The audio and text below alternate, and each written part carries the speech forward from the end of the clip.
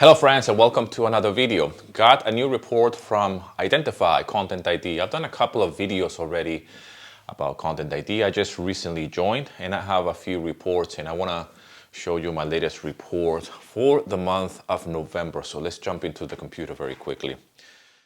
Now, as you can see here, I got total views 422,000 views, okay? Total claimed videos, 341. It's more videos that have been claimed. It has increased, right? But you can see that the income is less for whatever the reasons. Okay, you can see that the money is a little bit less. Now, it's 364 for the month of October of last year, of course, as I'm recording this, and November is 173. Now, I can see that the videos are picking up. Some videos, some YouTube channels have less views. Some videos have less views as well. I mean, I can see very quickly here when I click on this, I can recognize already the YouTube video that has a lot of views, the ambient Oasis track. That was the ambient track that gave me a lot of income on the previous month. It still has views, but it's not making enough.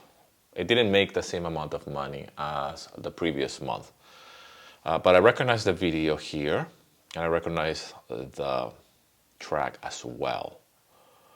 Some other, I mean, the funny thing about this is to see how popular certain genres are. So I can see here that another ambient track, meditation, dreamscape track is up there. Ambient Oasis. I think it's kind of like the same YouTube channel. It gives you a great background, a breakdown of all the tracks. Now, that's for November. When I go to October, you see Ambient Oasis. That gave me a lot of, it had a lot of views in comparison to the previous one. Where is it? Here. The same channel, it's the same video. You can see the thumbnail here. Now, it's just interesting to see how many views they have. The other one underneath as well, the Picky Grinders track, had a lot of views. But for some reason, it's just very little income comparison to the other one. But nevertheless, it's a good data to start collecting revenue and to see what works out there, what people are actually grabbing, right? They're just grabbing the music and they're putting it in different YouTube videos. So I like to see this breakdown because, I mean, I treat now Identify as a library.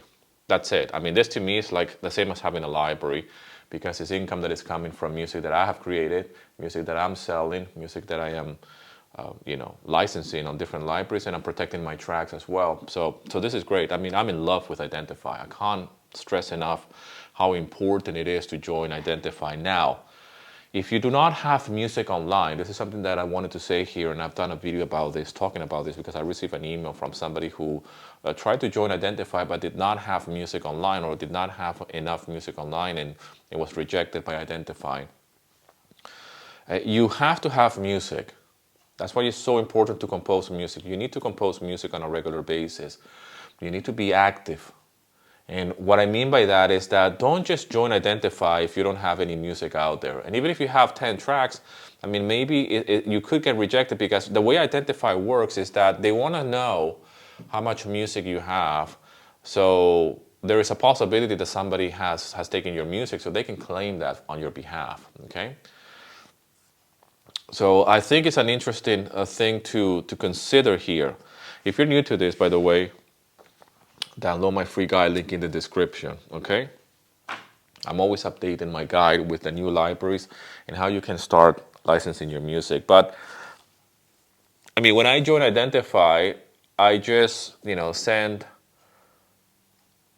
joined the application, but I didn't read exactly the small print when it comes to how much music you need to have, you know, in order for them to consider.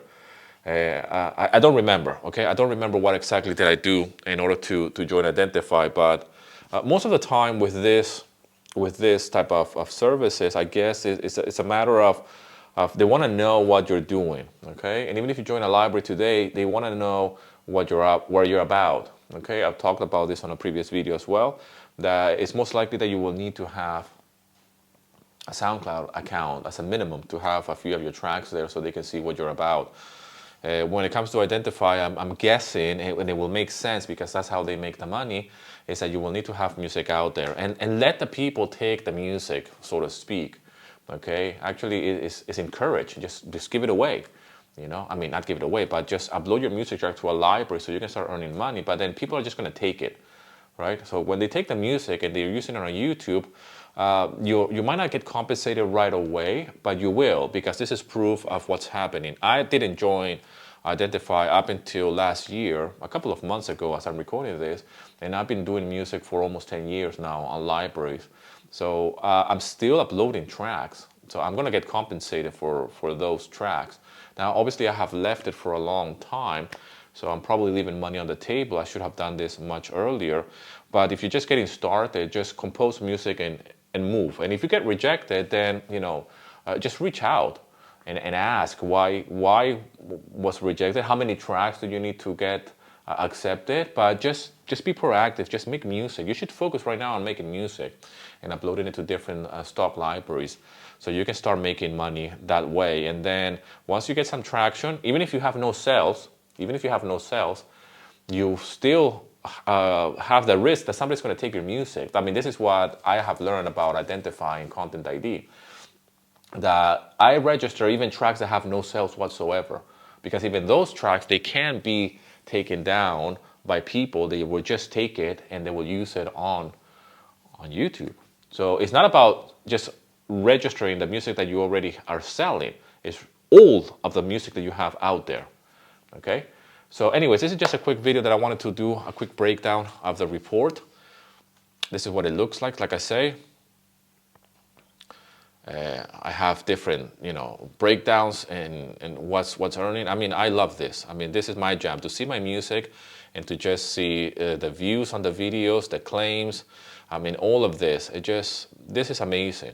You know, I don't geek out too much on spreadsheets and stuff like this, but when it comes down to music and income, even like this, even if it's very small, okay, but this all adds up. And this is just a way of seeing what's out there, okay? What, you know, some videos, I mean, in some strange languages, I have no idea, you know, in some faraway land, they're just playing my music in some foreign country, and they're YouTube videos that have a lot of views, man. They're huge, and when you realize how they're using your music, you're like, you know what I mean? Just feel free to use it. You know, I'm getting compensated for it anyways. Okay, which brings me to another point that I want to talk in a future video, is that a lot of composers have this scarcity mentality, and they just think that just because you live in the States or England or here in Europe or whatever, you just think that the content creation is just where you live and your immediate environment or your immediate place of where you live, really much, you know. And the reality is that there are in different countries, from different languages, people that are creating content from all over the world, you know, and they need music. I mean, this is proof. If this is not proof that they need music, then I don't know what else I should say here on the channel, because a lot of composers say like, oh yeah, the market is oversaturated, there's too many composers. Yeah, but you don't understand that there's a lot of people that are making videos, and actually they're not even buying the music, they're just taking the music, all right? Whether it's because they cannot afford it. I mean, some of these countries, you know, in some different languages, I'm guessing that, you know, probably they can afford it, but they just don't want to. They feel that they can just take the music, and that's why these things work. Identify. I mean, it's a great business model. Just fingerprint your music, and whoever's going to take your music, you get compensated. They make money, right? Identify makes money when they claim my music, and because they're finding it, and I get money. So it's a great thing. You know, it's a great business exchange. But when you go down the rabbit hole of seeing the videos, all of these videos are foreign videos, okay? All of them. The grand majority of them. I mean, I don't want to give a breakdown here on what videos are they. It's fun to see, to click on the video and see my music being used, you know, like, oh, look, they use this track on this particular show or whatever. One of them is an official network, TV network that has an official YouTube channel. Okay, I guess like this, the equivalent of saying, I don't know, you know, ITV or whatever, you know, Channel 4 in the UK or whatever, you know, and they have a YouTube channel and they're using my music like that, and they're not paying for it, they're actually just grabbing it, all right? And, you know, that's the way it goes. So great things ahead. I'm looking forward to other reports. I'm still waiting for December. Even though I have more claims, 341 video claims, the money is less. I don't get discouraged by that. So you can see how this is growing slowly. We're expecting to see December very soon. And, you know, I will keep track of this. I want to share everything here to see how I went from 0 to start earning money with Identify. And obviously they pay every quarter. So or they collect every quarter, and I believe I get paid now in April, as it says here, pay date, and then the next one is at the end of July, and then if I believe the next one will be at the end of October, I believe. Okay, so there you go, a new source of income with my music. So I'm going to document the whole process here so you can see what's possible for you. But if you're new to this, the best way to get started is by making music. Don't just join Identify if you don't have any music or if you just have 2 tracks, because I believe that they're going to reject you, because they're going to look at your profile or they're going to look to see what you have and say like, well, it's not worth it for us to chase music around because there's nothing going on really. Okay, if you have 2 tracks on a profile account, then you know it's not really enough. So I don't know the criteria. Again, you need to really read the small print and even contact them and see what's the minimum, I guess. You know, I will find information myself as well. Maybe I should be able to get that information and then do a video about it. Maybe there's a minimum requirement in order to join Identify. I don't know it, okay, because I just joined, I opened the account and off you go. You know, I started to register music, so everything has been green lighted for me, but you know, I have music out there. And that helps because they want to claim, you know, they want to make money. I mean, you see how little it is per videos, but then slowly starts to add up. But they want to go and do the work. Anyways, this is a quick video that I wanted to do here about Identify. Thank you so much for all the love, my friend, for all the love and support in the channel. I'll see you in another video.